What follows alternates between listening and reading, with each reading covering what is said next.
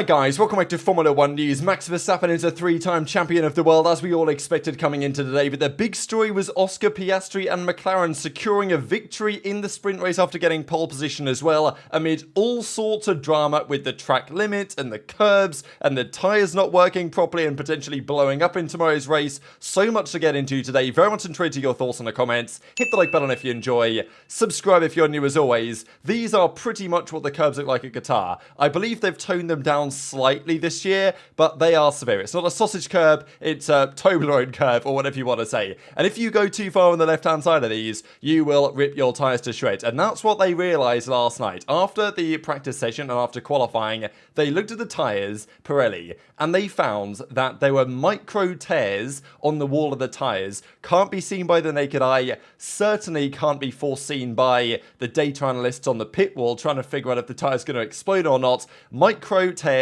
that were causing potential safety concerns, as in the tyres were going to explode. So they decided this is meant to be turn 12, turn 13, to change the track limits and have a 10-minute practice familiarization session, which is the first time we've had like an extra practice session thrown in since something like 1996 in Monaco. So these pyramid curves were causing all sorts of issues, and they are saying we don't know the result of this until they analyze the tyres again tonight. After what we saw in the sprint, although everyone did manage to last the 19 laps on those tyres, they have said that they might have to mandate a 20-lap stint in tomorrow's race, which would mandate a 3-stop strategy. We're only going to have the answer to that late tonight or tomorrow morning once they've analysed the tyres again today, and they can see whether their changes to the track limits to turn 12, 13 actually had the desired effect. This also caused a lot of controversy, and for good reason, because the teams set their car up and they qualified for Sunday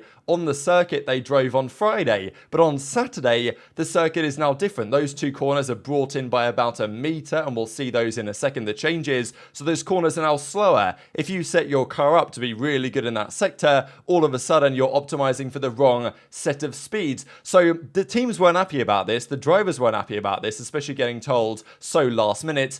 But it was a safety concern, and this is the direction that Pirelli decided to take to try and resolve that. Now, we'll only know tonight whether that actually made any difference and whether the tyres were still on the verge of collapse in a 19-lap sprint. And let's not forget all the safety cars we're going to discuss put less energy through those tyres than might have happened otherwise. So it creates a really interesting scenario. I know that a lot of people were reminded of Indy 2005 with the mass degradation they experienced that weekend. And let's be honest, the degradation in today's race, especially on the soft tyre, was absolutely mega. So it does set up, look, I'm down for a 3-stop. I know that there might be safety concerns, but give me a 3-stop, I will be there. Because, and poor Ferrari are probably thinking, damn, we have to do 3 pit stops. The Ferrari drivers won't be happy about that. So these were the two corners in question here, right? This is turn 12, and then this is turn 13. And you can see on these corners, the drivers will get onto the curb and then stay on the curb the entire time.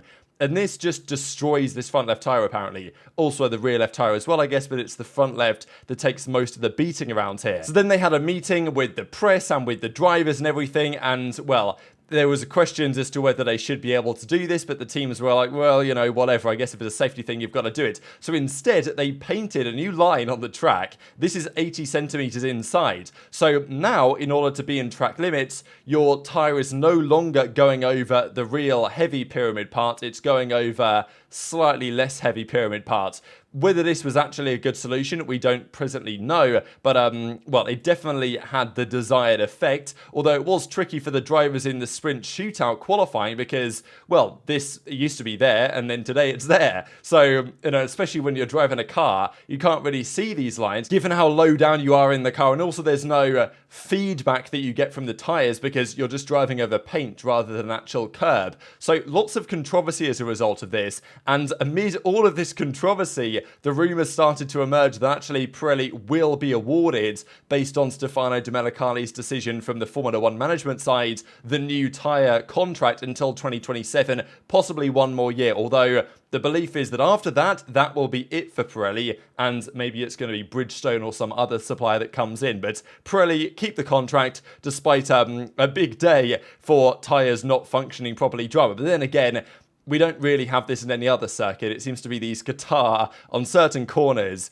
really high speeds over those type of curbs for a long time that causes some of these issues. So then we got ourselves a familiarization session, which we have not seen in a very long time, where the drivers got 10 minutes to drive around and experience this. Different conditions to qualifying on Friday, because earlier in the day, different track conditions. Max Verstappen had a few adventures as well, as did some of the other drivers over those limits. And when qualifying began, or the sprint shootout or whatever, there were, again, plenty of drivers noted for not following this maximum delta lap time, but they were all eventually acquitted with no issues. So it was an interesting sprint shootout, to be fair. Sargent, again, wasn't far off beating Albon, but he got all his lap times deleted. Stroll was out in Q1 or SQ1 again, as was Tsunoda after getting blocked, I think, pretty hard. Zhou got through, which was nice to see. And then the big scalp of SQ2 was Hamilton, and he was talking about the balance, and he couldn't quite get it in the right spot. And it's confusing why Hamilton, he's obviously a great qualifier, and he's been neck and neck, really, with Russell this year, despite being frustrated with his own underperformance in qualifying. But for whatever reason, in the sprint shootouts, Hamilton's just always bad. I don't know why he can't find the setup right, because Russell was quick in qualifying today. Hamilton was nowhere near the pace. And yes, he got a lap time, a couple of lap times deleted, but even the lap time that was within limits wasn't even enough. I think it would have done in P11, but he went P12. So that was confusing, really, why Hamilton, maybe he just doesn't like sprints and decides to boycott them in the qualifying or something, but he still did really well in the race pace, as always. So yeah, confusing for sure why Hamilton, it's especially the sprint quali sessions, he just can't seem to put it all together. But, and as he said, balance felt different. Not sure whether that's track conditions or temperatures or the track limits threw him off a little bit, but yeah, definitely confusing, because the car is the same, unless he adjusted some wing angles or some tyre pressures, because those are the only things you can change, the front wing angle and the tyre pressures, maybe a couple of other things under parc fermé conditions, but, the setup's the same Friday to Saturday. So yeah, definitely a confusing one. And then this was what happened at the end of qualifying itself. We had both McLarens on the front row, and I know that Norris said after qualifying on Friday that he feels like he should have put it on pole, that he had the pace in the car for pole and it was on there, but he simply failed to deliver the lap. And well, we actually saw that he wasn't messing around. It wasn't that Verstappen and that car had way more pace. The McLaren was actually really feisty, and Piastri was the one that put P1. Russell P4, Perez again was quite a way off. Ocon, the two Ferraris made it, as did Alonso. And this was a crazier qualifying, really, because Verstappen was 2 tenths in the end down on Piastri. Norris was a 10th up on Piastri coming into the final corner, but he pushed too hard and he sent it off the track. And Norris would be really frustrated about this, just because if he was on pole, maybe he has the race today that Piastri has. But that doesn't happen. And yeah, Verstappen was 2 tenths down after he invalidated his first lap. He had to go again, and his middle sector actually was kind of all over the place. And he was very nearly out of track limits as well. And there was a lot of talking points about this, because Verstappen was, well, this is the screenshot. As far as I can tell, he's in the line just about. Very close, but I guess all of the tyre has to be over all of the line. And I'm guessing they went on this frame by frame, and it's so tight and marginal that I guess there wasn't enough either way to say whether this is in or out. So he kept the lap. But if he hadn't have kept the lap, he would have been starting P6, P7, which would have been even more interesting. But yeah, so a front row lockout in the sprints for McLaren. I'm sure they feel like, damn, why couldn't we have done that on Friday? It would have been a great position for the Grand Prix. And even George Russell was saying it right before the sprint that there was a lot of talk between Mercedes, between Ferrari and between McLaren to try and get that lap time deleted. But they didn't have enough evidence, because it probably was marginally in for them to do anything. But they tried their best, I guess. And that was a bit of drama before the race began. We then get the race underway. It's a crazy race, really, because there was like, 3 safety cars during this one.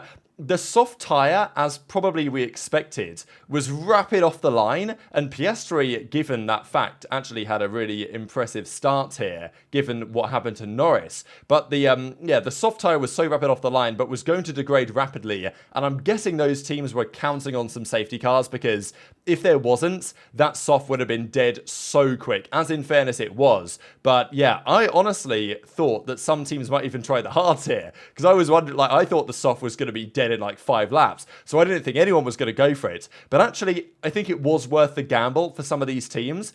especially because it's not easy to overtake around here. You probably have to have a lap time delta of like, you know, a good second and a half a lap to make moves stick easily in the corner sections, and on the straight the delta's a bit less than that. But yeah, not easy to overtake. Chaotic start, as you can tell already. Piastri gets a really good launch on the mediums. Russell had the start of the lot on those soft, launches through the field. Verstappen has a bit of a shocker, but I don't think Verstappen's start was atrocious given the tyres.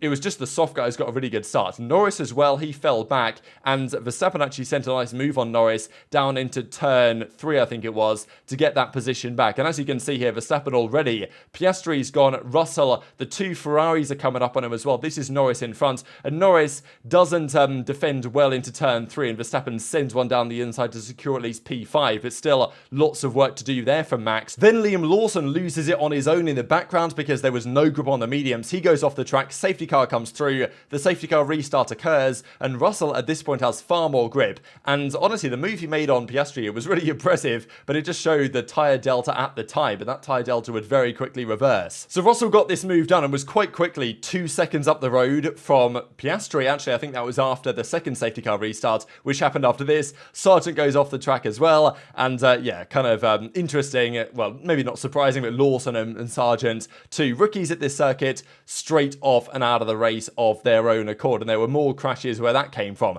So Russell gets the restart through, and there was a lot happening at this point in the race because Russell's off into the distance, but it was quite clear even after this second restart, those softs were dying really badly, and the mediums were going to seriously come into their own at this point.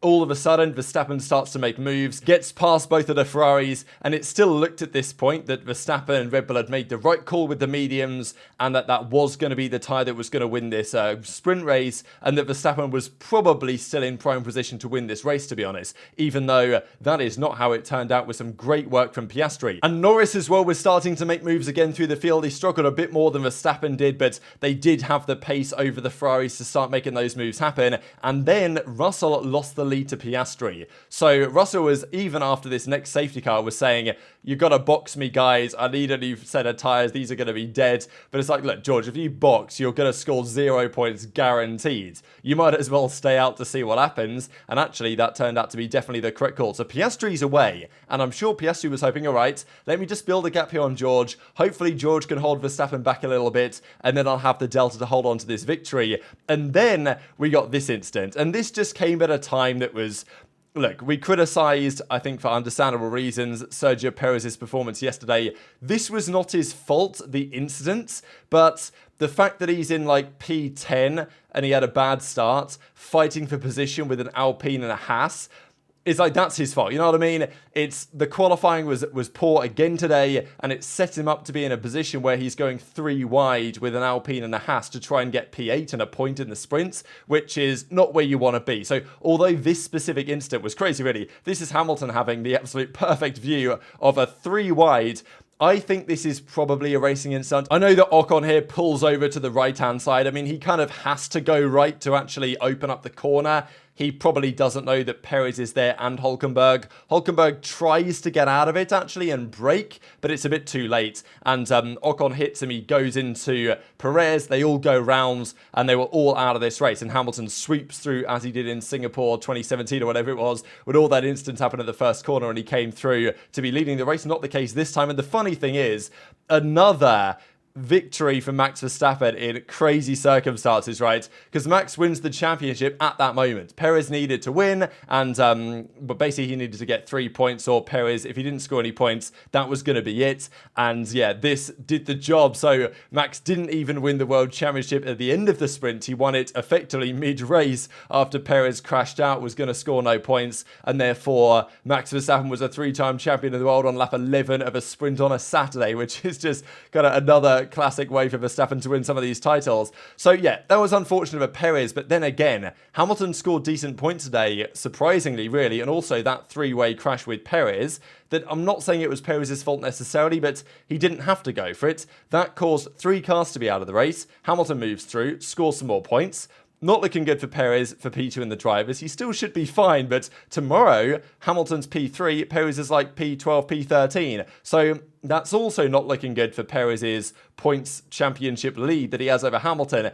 Not a good day for Sergio. But the restart here happens again, and I honestly thought that Russell was going to be a sitting duck for Verstappen on the restart, but he actually did well enough. It seems like when the tyres are a bit cooler, the softs, even though they were degrading, did have a bit more performance than the mediums, so Russell was able to get away all right in this instance, but then Piastri started to pull the gap, and it wasn't long before Verstappen got through on Russell. And at this point, it was like, well, here we go. Verstappen's going to pull them in. He's going to beat Piastri. It's going to be unfortunate for Oscar, and Verstappen's going to win the title in style, I guess, by making a nice little comeback drive from, he dropped to P6 initially, then it was P5 after the move on Lando, and obviously it was P3 on the start with the soft tyres and the underwhelming start given the circumstances.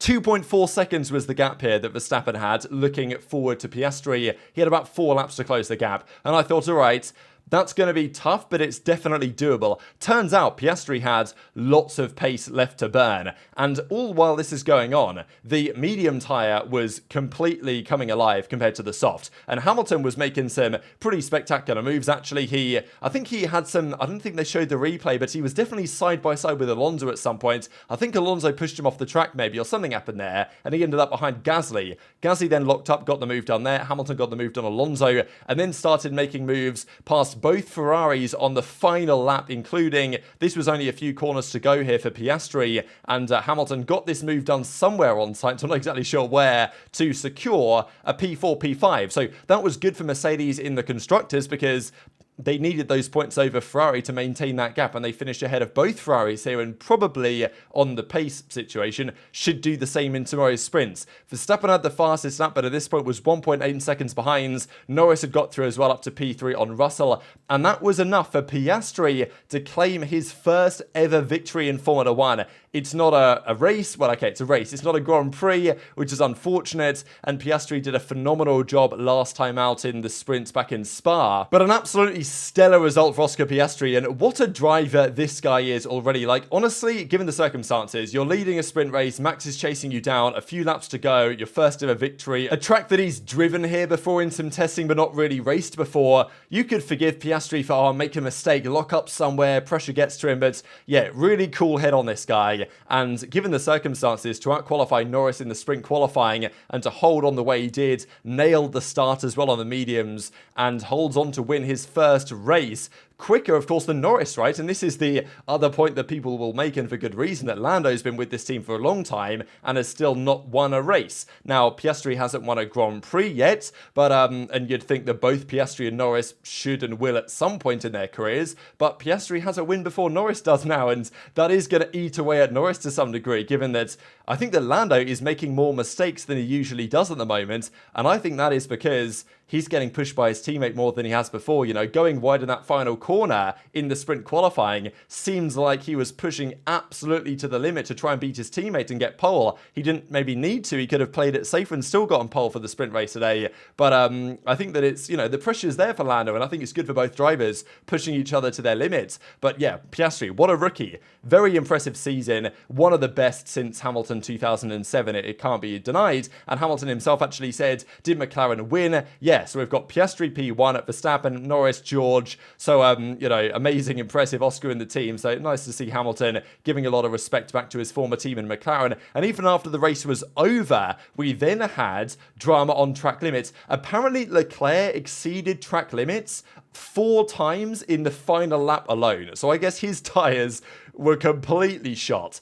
And that might be a penalty. I don't believe it's been confirmed as I'm saying these words, but it might well be happening soon. And if there were a load of track limits issues in the sprint today, there certainly will be in the race tomorrow. It might be Austria 2.0 all over again. And also Stroll as well, who actually had a relatively instant free race, but still, controversy is only just around the corner for this guy. So at the end of it all, Max Verstappen, a 3-time champion of the world, consecutive championships at that. I think it was obvious to most people who know wheel that this was going to be the case from Bahrain, and arguably from Bahrain testing, or at least from the Bahrain qualifying of the race itself. It was clear the Red Bull was the dominant car, and it was pretty clear that Verstappen was going to go on to win the title. The way he's done it has been incredibly dominant from start to finish. Remarkable consistency. I think that's the most impressive thing. We know Max has got the pace. race, but the fact that he's there week in and week out, always putting in good laps, that's what's so impressive, and that's what the other drivers really have to mold themselves to, that kind of gold standard of week in, week out performance that Max has been delivering every time, and more than likely he's going to run away with the race tomorrow as well, given that he did have more pace than the McLarens, but it is hard to pass around here. So as I said yesterday,